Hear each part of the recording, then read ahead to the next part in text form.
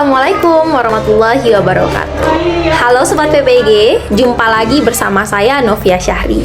Kali ini saya akan merefleksikan pengalaman belajar mata kuliah PPL 1. Selamat menyaksikan. Pembahasan yang pertama adalah review pengalaman belajar.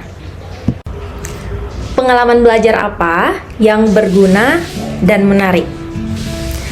Pengalaman belajar yang berguna dan menarik yang saya alami saat mempelajari topik 4 tentang praktik pembelajaran terbimbing. Pada tahap ini, saya mendapatkan kesempatan untuk mengajar secara langsung di kelas dengan bimbingan guru pamong. Saya belajar menyusun perangkat pembelajaran, memilih metode yang sesuai, serta mengelola kelas secara nyata. Pengalaman ini membantu saya memahami bagaimana menerapkan teori yang saya pelajari di kampus ke dalam praktik di lapangan.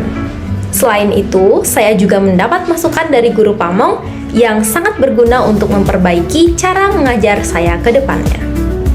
Selanjutnya, pengalaman belajar apa yang berguna tetapi kurang menarik?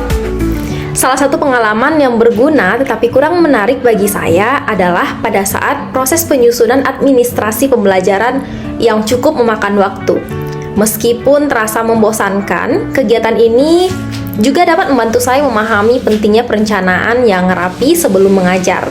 Saya belajar menyusun modul, membuat media pembelajaran, dan menyesuaikan tujuan pembelajaran dengan kegiatan di kelas. Walaupun kurang menarik menurut saya, tetapi secara proses, manfaatnya sangat terasa pada saat praktik mengajar. Selanjutnya, pengalaman belajar apa yang menarik tetapi kurang berguna? Menurut saya, tidak ada pengalaman yang benar-benar menarik namun tidak berguna. Setiap kegiatan dalam perkuliahan PPL 1 memiliki manfaat tersendiri. Beberapa kegiatan seperti diskusi santai dengan teman sejawat memang terasa lebih menyenangkan, namun tetap memberi masukan dan semangat selama menjalani praktik. Dari situ saya belajar bahwa dukungan dan berbagi pengalaman dengan sesama calon guru juga penting dalam proses pembelajaran. Lalu, pengalaman belajar apa yang tidak menarik dan tidak berguna dalam konteks sebagai seorang calon guru? Saya tidak menemukan pengalaman yang tidak menarik sekaligus tidak berguna selama mengikuti PPL 1. Semua tahapan, meskipun ada yang terasa monoton atau sulit dijalani, tetap memberikan pembelajaran bagi saya. Bahkan tugas-tugas administrasi yang tampak sederhana ternyata melatih tanggung jawab, ketelitian, dan kerapian dalam bekerja. Semuanya berkontribusi terhadap kesiapan saya sebagai seorang calon guru. Pembahasan selanjutnya adalah refleksi pengalaman belajar. Apa yang telah terjadi? Pada tahap praktik pembelajaran terbimbing, saya mengajar secara langsung di kelas dengan supervisi dari guru pamong. Saya menerapkan modul yang telah disusun menggunakan media dan metode pembelajaran yang telah dirancang, serta menyesuaikan diri dengan situasi kelas yang dinamis. Saya juga menerima umpan balik dari guru pamong setelah menyelesaikan pembelajaran. Mengapa hal tersebut dapat terjadi? Hal ini terjadi karena PPL 1 dirancang untuk memberikan pengalaman nyata mengajar di kelas.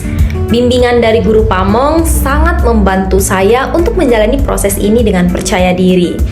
Dengan keterlibatan langsung, saya dapat mengetahui apa yang perlu diperbaiki dalam cara mengajar saya, sekaligus melatih kemampuan komunikasi dan pengelolaan kelas.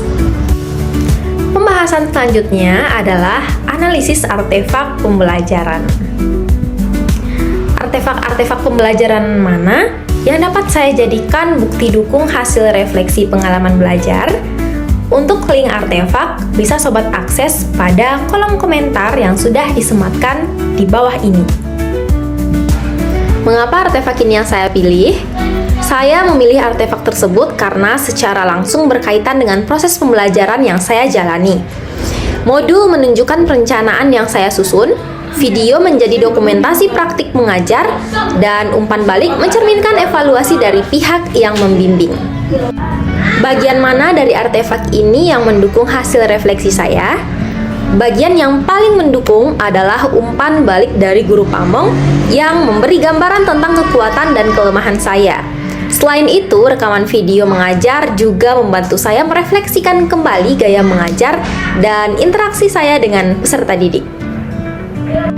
Pembahasan selanjutnya, rumusan hasil refleksi berupa pembelajaran bermakna.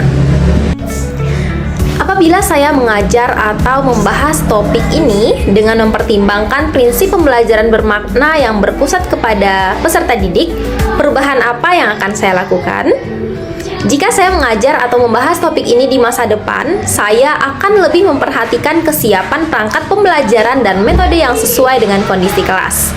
Saya juga akan lebih terbuka terhadap masukan dan terus melakukan refleksi setelah mengajar. Pengalaman praktik terbimbing ini mengajarkan saya bahwa menjadi guru bukan hanya soal menyampaikan materi, tetapi juga tentang memahami peserta didik, mengelola kelas dengan baik, dan terus belajar dari pengalaman. Sekian hasil refleksi pengalaman belajar mata kuliah PPL 1. Nantikan lagi video seminar pendidikan untuk refleksi pembelajaran lainnya. Sampai jumpa. Assalamualaikum warahmatullahi wabarakatuh.